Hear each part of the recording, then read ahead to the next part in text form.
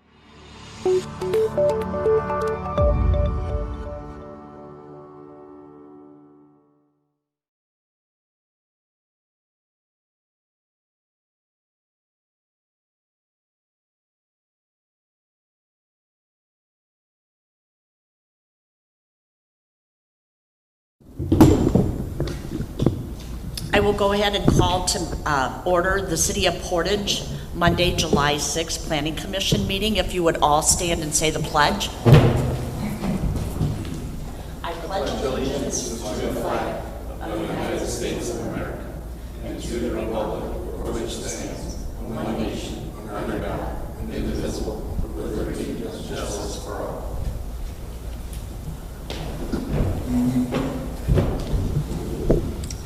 Mr. Knutson, could you call roll? David Adams. Here. Austin Bonta. Here. Tom Cherry.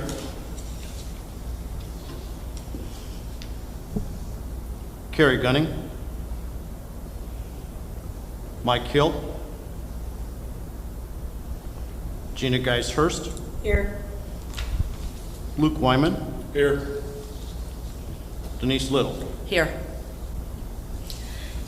Has everybody had an opportunity to look at the minutes? I have, and I'd like to move to we approve them. We have a motion to approve. Do we have a second? Second. Any additions or corrections? If not, all those in favor say aye. Aye. Opposed? Motion carries. Any reports of officers or committees? Nothing at this time. Okay.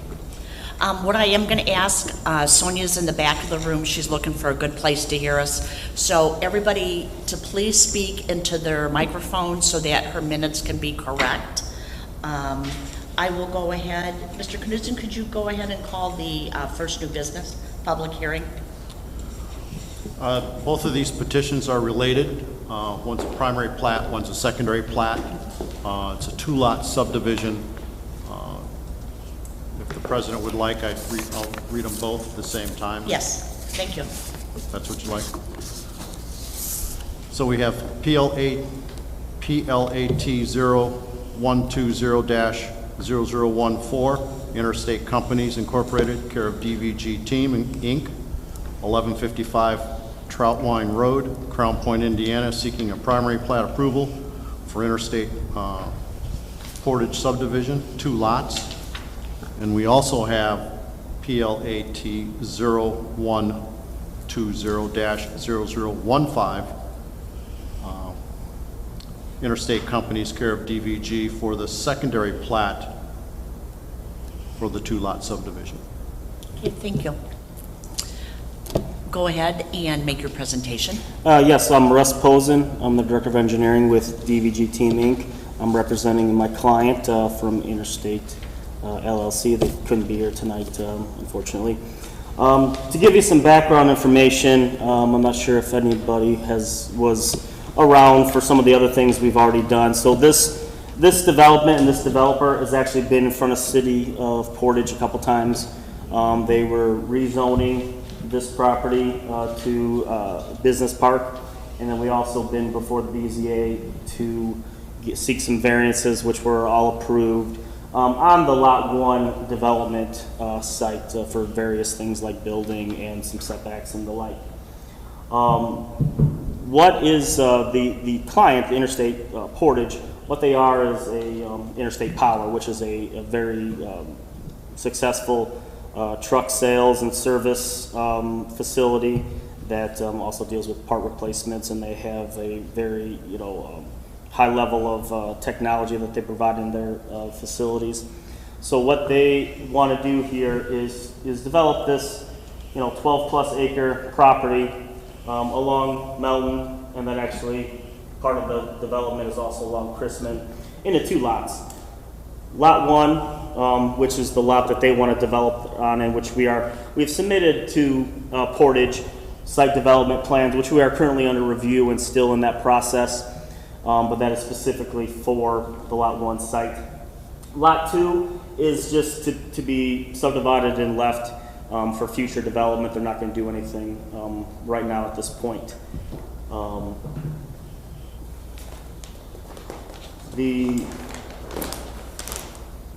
These 2 lots, as stated by Kurt, we want to make them commercial.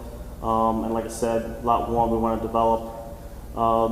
The primary plat, which we're up here right now for, this facility, this project, and these lots are served by public utilities. Water main and sanitary that serves Lot 1 is right in front of Melton. Lot 2 is served by water main in Chrisman. Actually, a part of the primary plat and a part of the development to make this a subdivision, we actually do need to provide a sanitary sewer, a private sanitary sewer to serve Lot 2 to come from Melton. That is the most feasible route. And on the secondary plat, it shows very clearly, that we are going to be dedicating a 15-foot sanitary sewer easement for that property, so that both lots will be served by utilities and everything will meet ordinance. Also, a part of the primary platting that is before you is to show is access. Lot 1, again, which is off of US 20, Melton, has the easiest route for public access. It's just right off of Route 20 here. We've had preliminary coordination calls and dialogue with NDOT, since this is governed by NDOT. We're showing some removal of this concrete median, some turn lanes, and they've said that that's wonderful. And you know, when we do actually build, if we get approval for Lot 1 and build that development, we should have no problem getting permitting from NDOT. Lot 2, what we show here is possibilities for future access.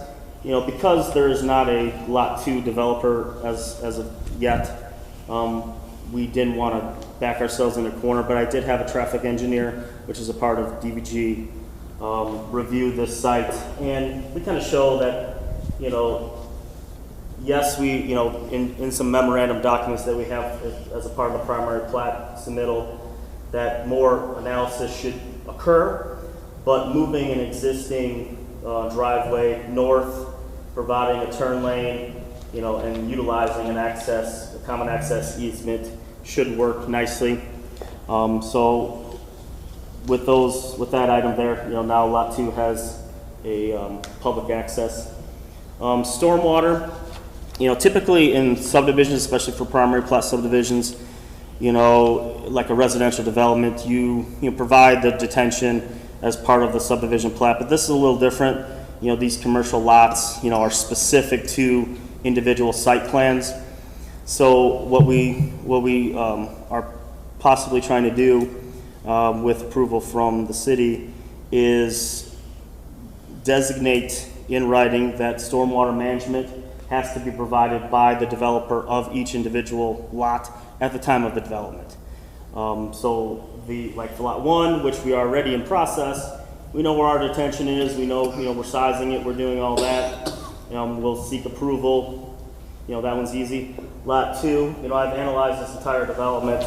Lot 2's detention for that lot specifically can really be a lot of places. And it's really just, it's not a very wise, in my opinion, to build a hole at this point for stormwater management when you have no idea what the site is going to take. We don't want to build it once and then, get it cut off. And reviewing of the subdivision ordinance, there's enough flexibility in there where if we state that we have to do it by the individual lot at the time of the developer, I think we're good with that.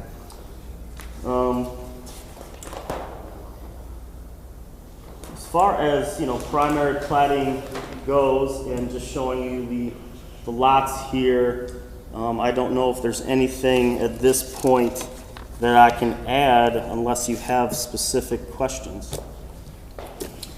Okay, thank you. Thank you. Before I open the public hearing, if you're going to speak for or against the petitioner, I would ask that you go to the podium, sign in, and use your microphone. So I will now go ahead and open the public hearing. Is there anybody here to speak for the petitioner? Is there anybody here to speak for the petitioner? Is there anybody here to speak against the petitioner?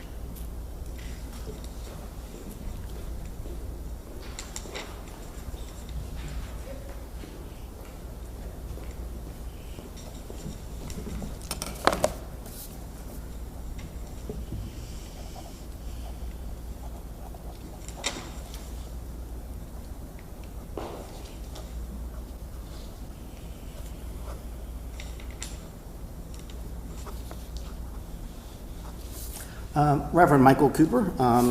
As a preamble, I do want to point out to the Commission that this is a different usage of the what is deemed as Lot 2. When it was presented before, one of the selling points to this Commission was that it was for ease of flow of traffic. This design here as a separate development for Lot 2, in my opinion, would cause some significant concerns for traffic moving in and out on Chrisman for that future property. On to my regular remarks. I'm here to speak against the further movement of changes on this property as I addressed with the Portage Common Council at its February meeting. The proposed use of this property as a truck repair shop did not fit in the nature of the cluster of hospitality-focused businesses at this gateway interchange into both our city and into our new national park. The value of maintaining the synergy of businesses focused on the tourism and hospitality sector is a collective benefit for each hotel, restaurant, and commercial business around the intersection. Squeezing a truck repair shop between two hotels and restaurants both limits the amounts of additional service sector capacity in this core development zone and distracts from the tourist aesthetic, which this body, I think, should be focused on enhancing at this time and not removing. There are plenty of suitable properties along US 6 for a truck repair shop less than a half mile from the highway interchange. There are plenty of suitable properties. Unfortunately, this is not one of them. I'm asking the Planning Commission to pause in this process for proper assessment of this major gateway property and the benefits that development within the sphere of our growing and economically important hospitality and tourism sectors would have for this city. I would like to conclude by pointing out two things. One, the Portage 2009 plan does show that property as general commercial. Further, as later developed in the US Highway 20 land and use plan that was done in 2013, I believe. According to the picture, the land use proposal in the draft was regional commercial node. The regional commercial node designation concentrates large-scale commercial and office uses at the I-94 interchange, can serve as a catalyst for future investment and contribute to the overall image and identity of the city. New development in this area could include large-scale regional commerce, convenience hotels, and retail convenience hotels and offices. Furthermore, it was later expanded on page 15. This particular property was referenced as site number 10. That said, this site is made up of heavily wooded, undeveloped land and truck parking for the Days Inn Hotel. The site is designated as a commercial node and is suitable a variety of commercial, retail, and residential uses. The truck parking lot for the Days Inn Hotel should be relocated away from the direct frontage of Highway 20 corridor. Great visibility from the Crismon Road I-94 interchange and a large lot area and frontage also make this site well suited for large regionally scaled big box uses. This is, I believe, an agreement. My argument is in agreement with the US Highway 20 plan draft, and this development, I believe, before the Planning Commission is not. Thank you. Thank you.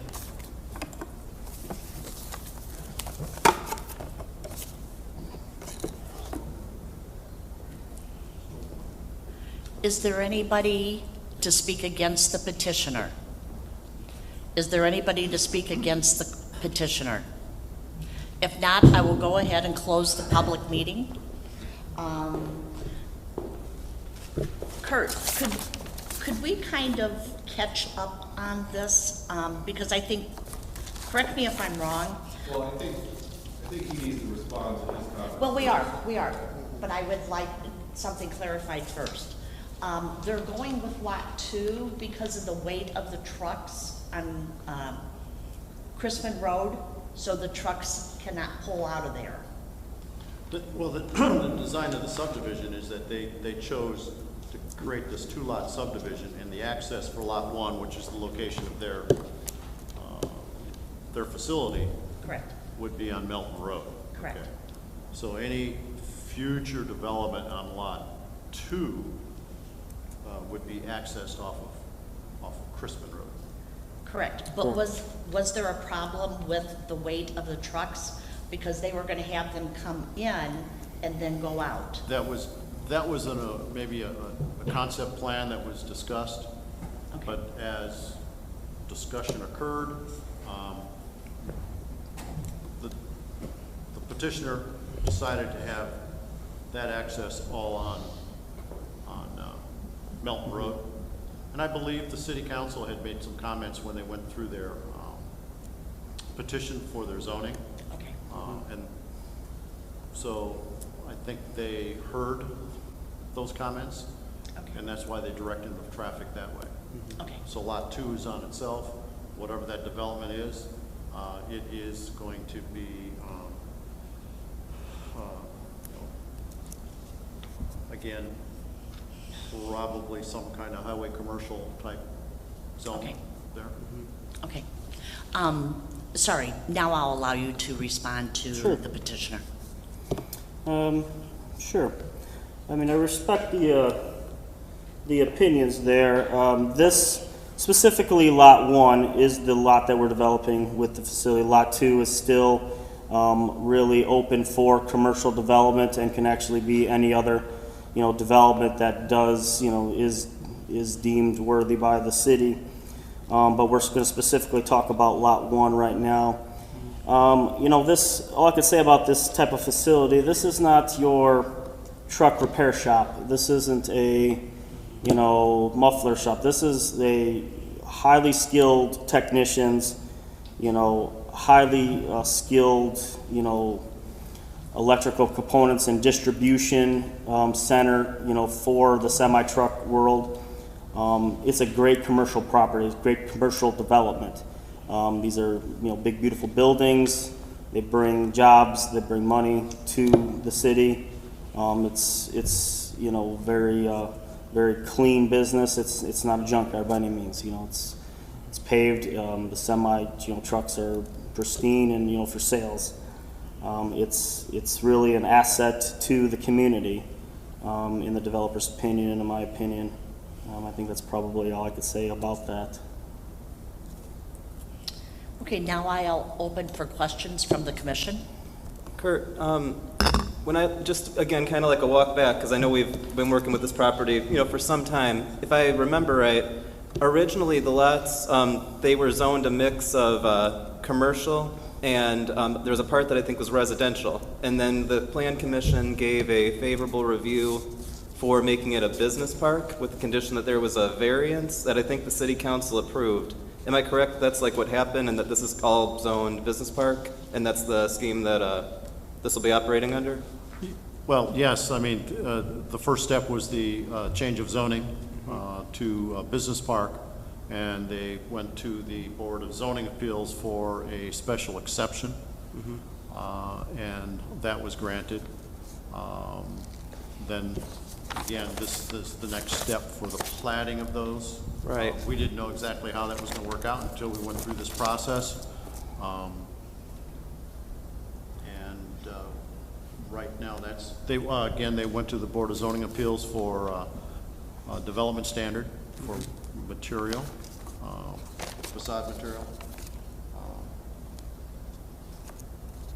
This plat was then designed based on that 2-lot that Mr. Posen talked about, and each individual lot would be handling its stormwater at the site plan level. And I believe you said, and I caught what you said, I think you did that. Lot 2, you said you guys are going to request a zoning change that'll go back to commercial? Or is No, that no, the next no. step, or is it already? No, this entire 12-plus acre development is rezoned business park. Okay. It will stay business park. The only thing that I guess I'm saying is that Lot 1 is the only lot that we're developing right now. Okay. So Lot 2 is open for future developments to either use, business park Yeah. and fit within that realm, or they can ask for a variance later, but that's... Sure. That'd be an issue of like your client selling the property then? Correct. Okay, so they don't have any Correct. contingency now for using Lot 2? Nope. They want to use and fit their entire development right now in Lot 1. They don't have any plans. I'm not going to say that they won't, but they don't have any plans Sure. to use Lot 2 for their facility. Thanks. Kurt, and also, I know that when we talked about it, and I think it came up at the city council meeting too, like afterwards, when they were talking about having people go out on Chrisman Road, there was a big concern about like just traffic and delay and things like that, and I don't know if that was accurate in terms of that concern. Did anything ever meet something like the traffic commission or anything that formally said that would be like not so great an idea from the city's point of view? I'll add to something to that, and you can maybe jump in.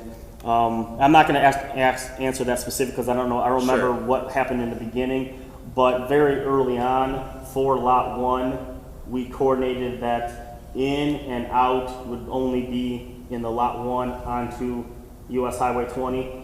And we actually, for the Lot 1 development, which I'm not, obviously we're not here for that tonight, but there is a designated in and out for the development.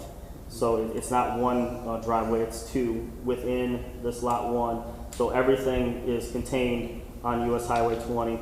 And again, we've reviewed this with NDOT and they seem to love it. Sure. So we're aware of concerns for Chrisman. We're staying away from Chrisman. Yeah. Obviously, Lot 2 will have to get on Chrisman, but that's why in the memorandum that it was submitted and would be approved under the primary plat, it's designated that a traffic analysis would be required so that you can review more with that. And again, because that would go with Lot 2's use.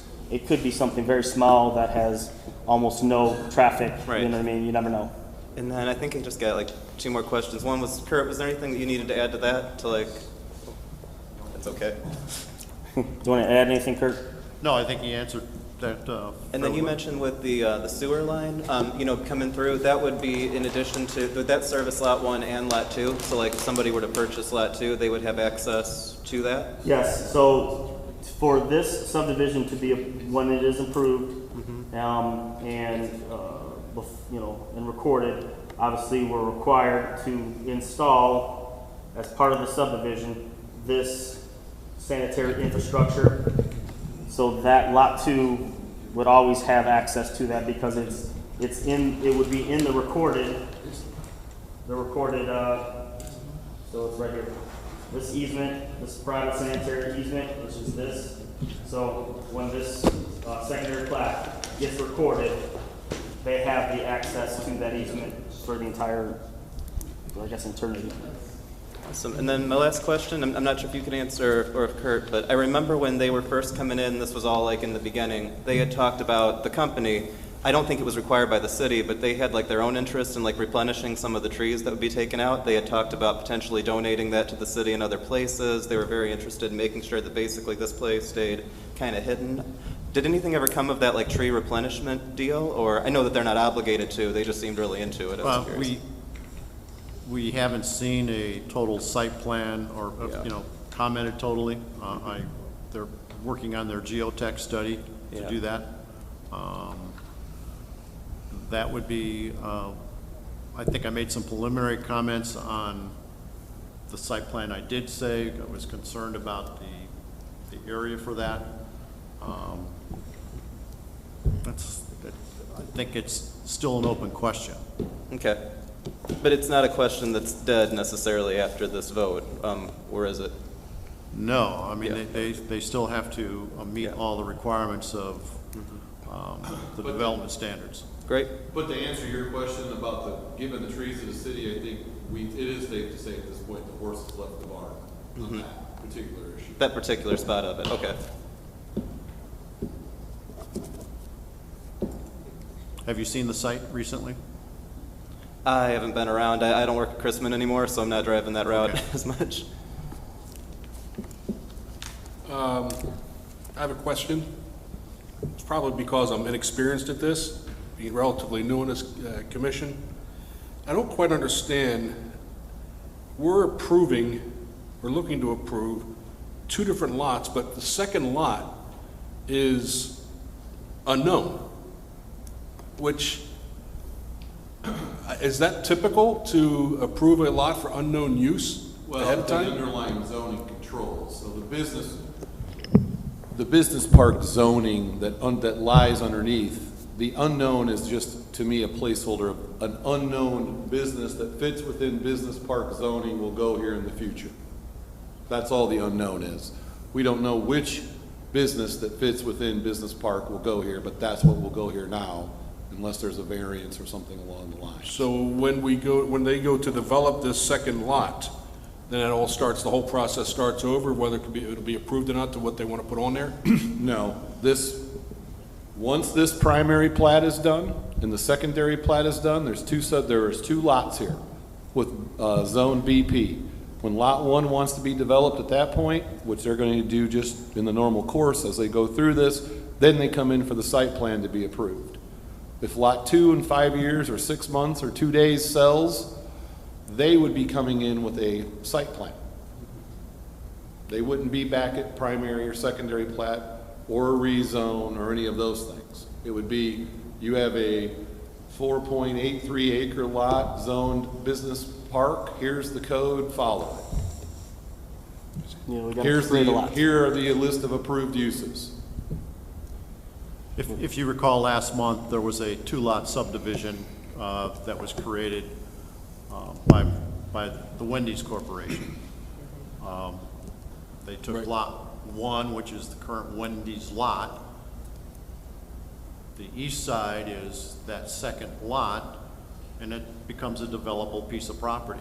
Now it'll fall under the mixed-use zoning district downtown. And whoever develops it will develop at those development standards. So now it becomes where a developer can come in and build. That platting process is always that step that you have to go through before you get to a site plan if you're splitting property. Thank you. So what's his next step after this? If he gets approved, does he still have to go to stormwater?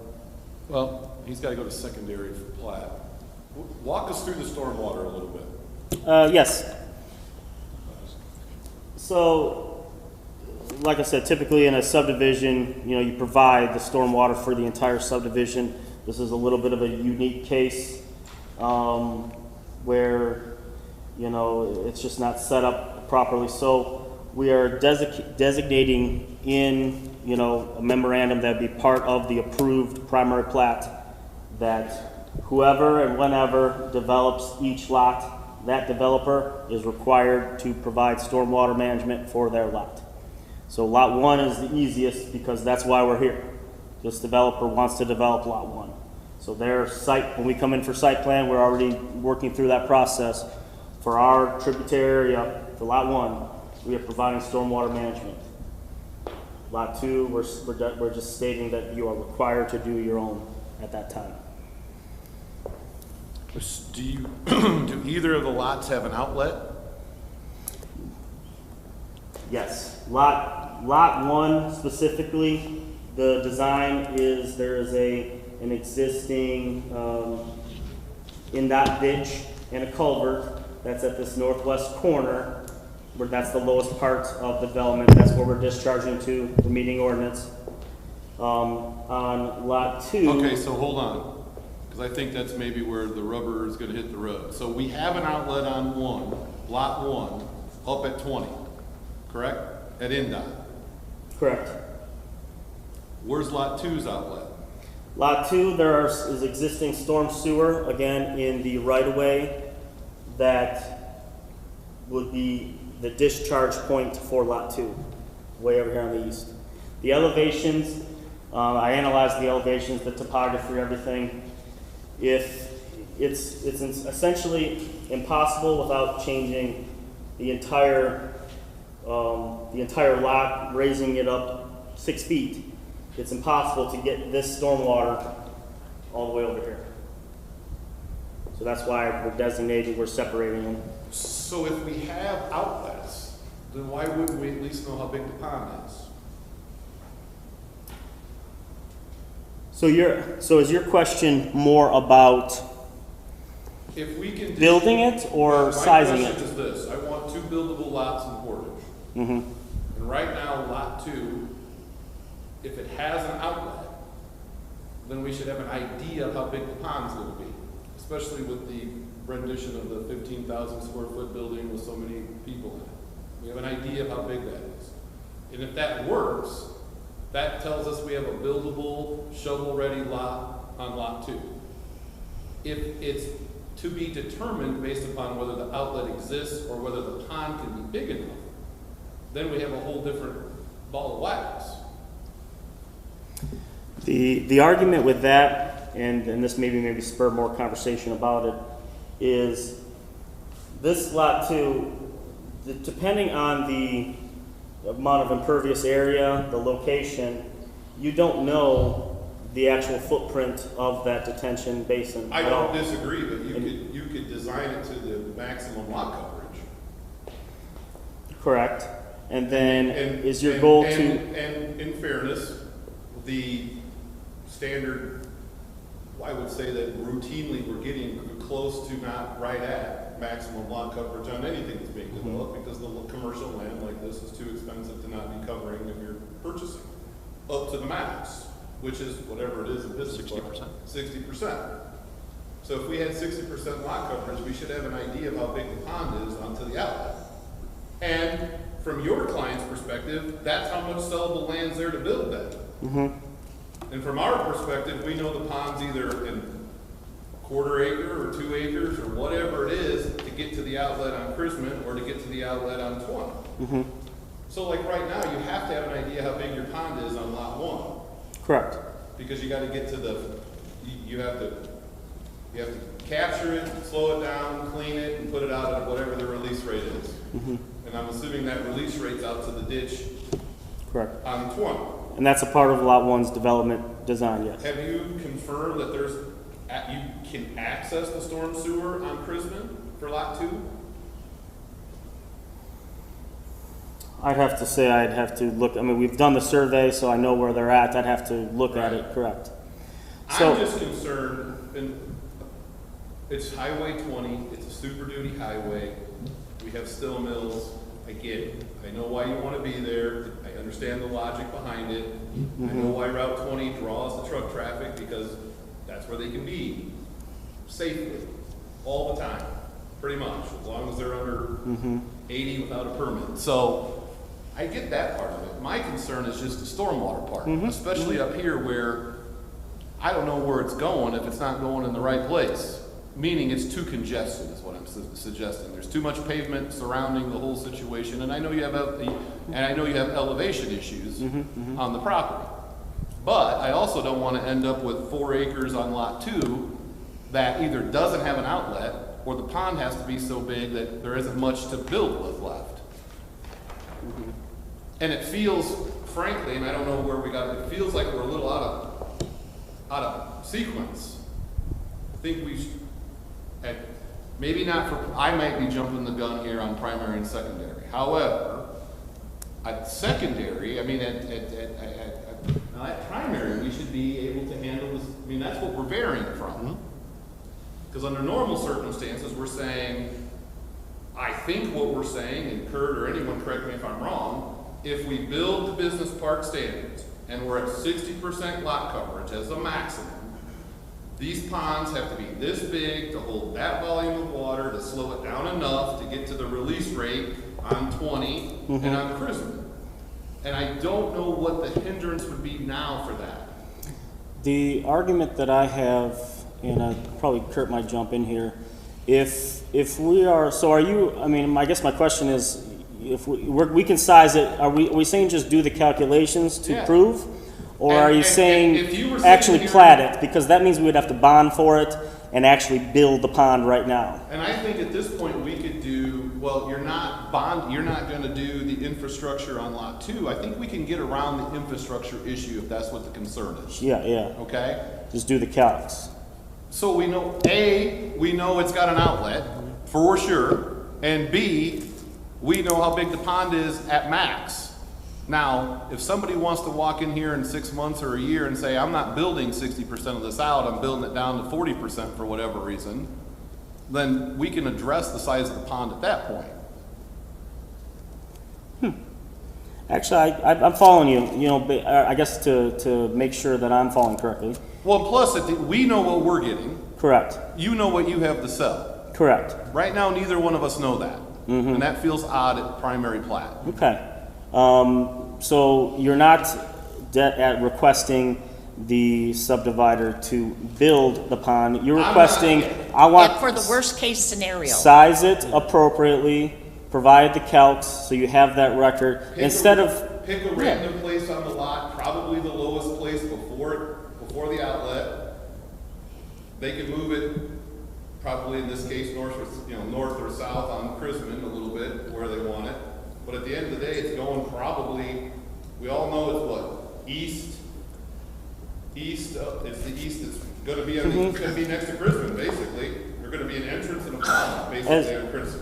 I mean, as an approved document of the primary plat submittal, there could easily be an exhibit showing possible location of detention with size. I'm doing the calcs, because I'm already doing the calcs for lot 1.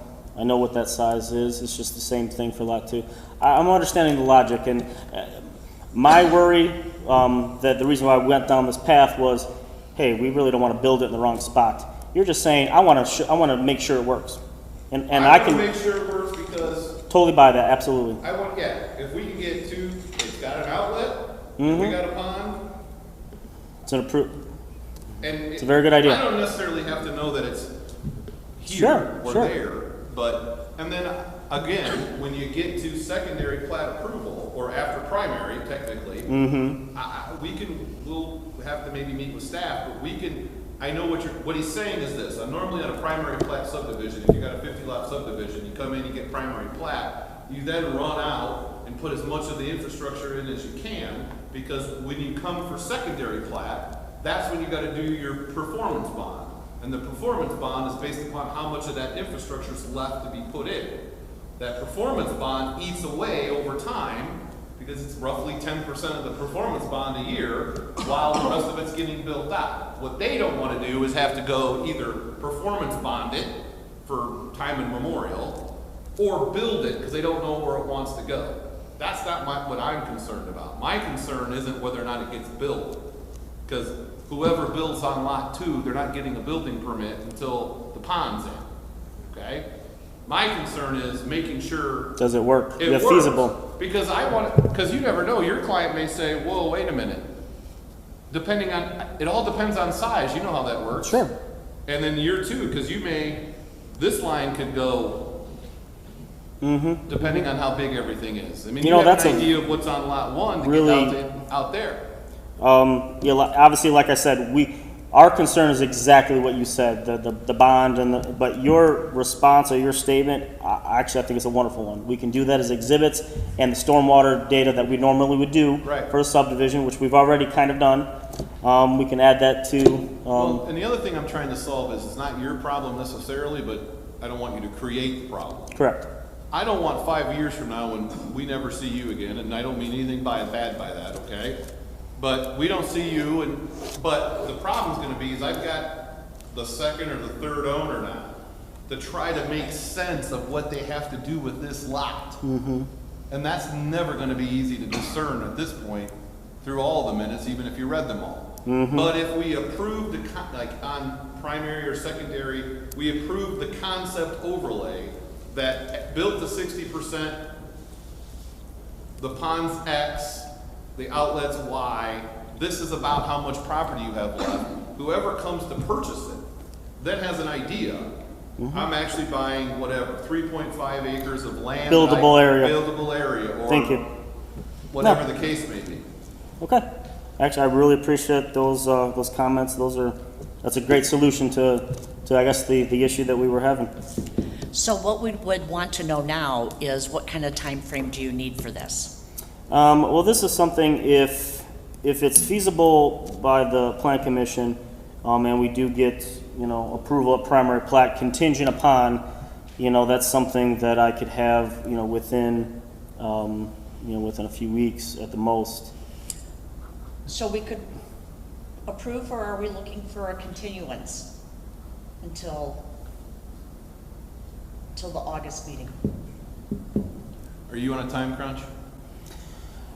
I would say because of COVID and everything, and just the fact that we keep moving and we're not getting approvals, I would say people are getting nervous. Okay. So this would help the process, make sure that everybody still wants to move forward and doesn't start getting cold feet. Got two simple questions. First, I take it since none of the neighbors came this time, the hotel's not worried about the water or anything else like that. They're probably looking at it's more business for them. Correct. That there's more people in there, more traffic to it. So I guess I'll answer my own question. I just want to make sure, because they've had their opportunity to speak.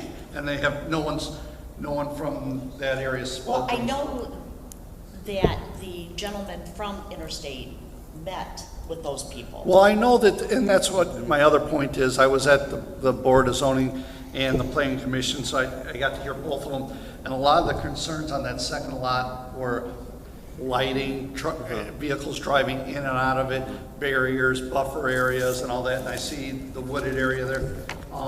And originally, the plan, you were gonna set one building on both of those and control both of those lots. Is there a possibility that that second lot will never be developed? I mean, absolutely. You never know. It'll be its own lot.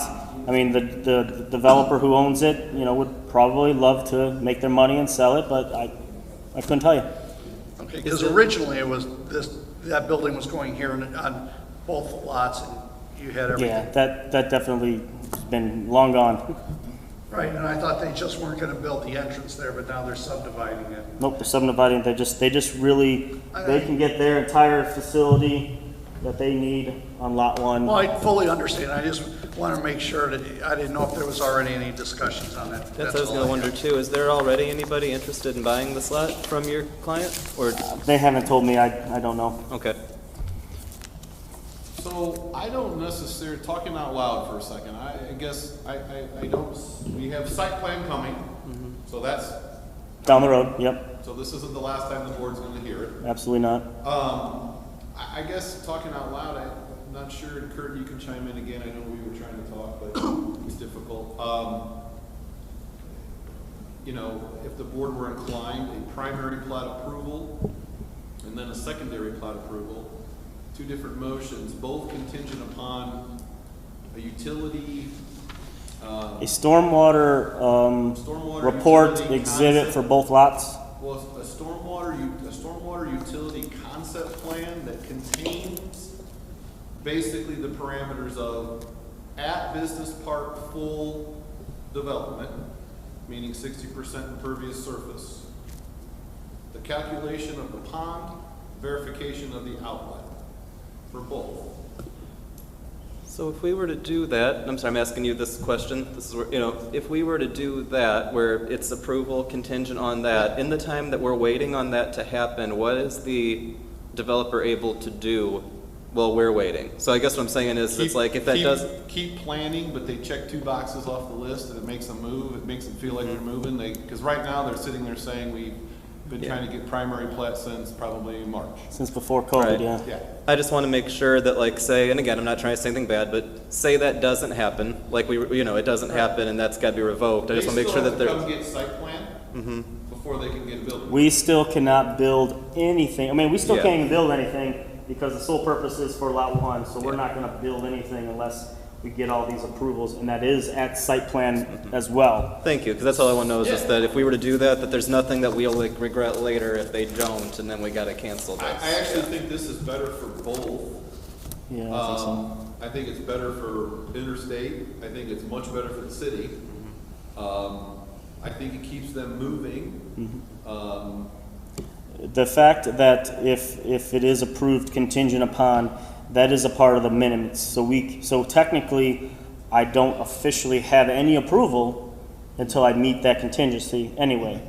So there's still a lot of checks and balances. Sure, but from the company standpoint, Something's moving, they something, can look to yeah. him as the professional and say, do that. Yeah. And if he does that, they have approval. Whereas if we don't, then he doesn't have Then that. they come Right. back, Say so. and from their perspective, Right. it's still cards up in the air of how they fall when we come back next time. So that's what he's trying to get around. Makes sense. So I think this is kind of a unique solution on both ends Absolutely. to try to get it done right. And at the end of the day, I think it's really pretty, the contingency is just based upon developed at maximum impervious surface, size of the pond, and verification of the outlet. And then we know. And they may able to only build at 40% once they find that. Well, as he's doing the math, depending, I Yeah. mean, that would mean the pond got real big, but he'll do. You have something to go back and review at the time of site development.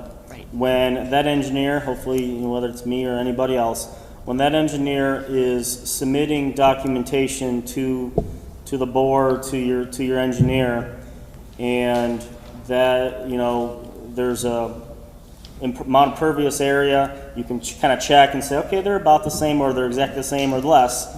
And hey, why is this engineer getting a footprint that's half the size? You know, it's a little bit of a check and balance. I think it'll make your lot more sellable. Anything, Oh, yeah. anything that is approved or ready to go in anybody's world is more sellable. Shovel ready is shovel ready. Correct. Anything before that is not shovel ready. Correct. That's really what it boils down to. Can I ask why you guys chose this lot with all this work done? Why they chose the lot, you know, it's ideal. I mean, you know, you can't beat 20 next to the, you know, 894. It's a good sized lot. It's, you know, they loved it. It was before my time, but I see a lot of wooded areas on 20. I just, like you said, they may be built for, I don't know the complete zoning of it. Would anybody be willing to make a motion? I think we have to do two motions. It's the same contingent for both of them. Right, but we need to start with the one. The motion would sound like a motion to approve the primary plat contingent upon the petitioner providing a stormwater utility plan that envisioned both lots being developed at maximum impervious surface within the underlying zoning district of Business Park, showing the calculation of the pond, the size of that pond, and the verification of the outlet of that pond. Someone's gonna have to do that. I don't know. Sonia, you have that? Okay. So I'll make that motion. Do you want That me to was say a it really exactly good as you said it, motion. or do we want? You can just adopt it, it's fine. Yeah, then motion to adopt that. Do we have a second? Second. We have a motion and a second.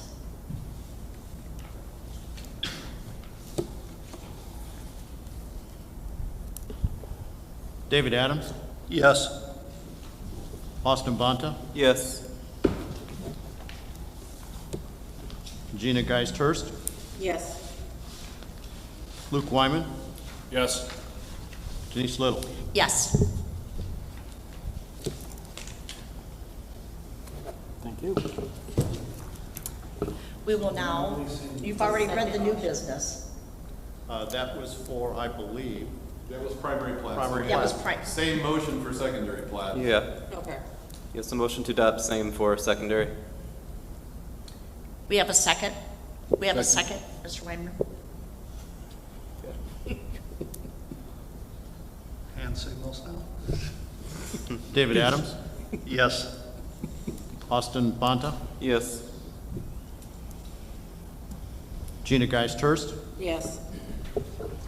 Luke Wyman, Yes. Denise Little. Yes. Thank you. Congratulations. Thank you very much.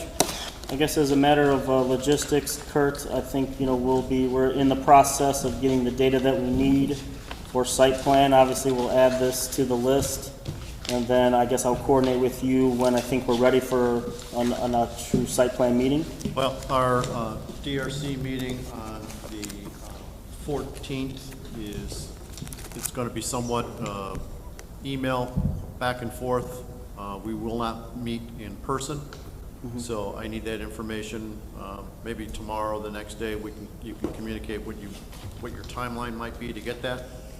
But Yeah, we're- the timeline so the last little bit of items that I need to finalize the design to answer, actually Lot 1 stormwater question, I need to get the geotech report, so that's gonna take some time. So we will not be at the next available plan commission for site plan by any means. And I guess that doesn't really matter, I guess, because we're good standing. We know what we got in front of us. We just got Correct. to get it to you, get it going. And, I'd rather have you do it right and take some time. Okay, good. I'll take that. Thank you all. Okay. Appreciate Thank it very you. much. You. That was a great statement, by the way. That was a problem I thought I had a hard time solving. That was the solution. We have a motion to adjourn. Yes.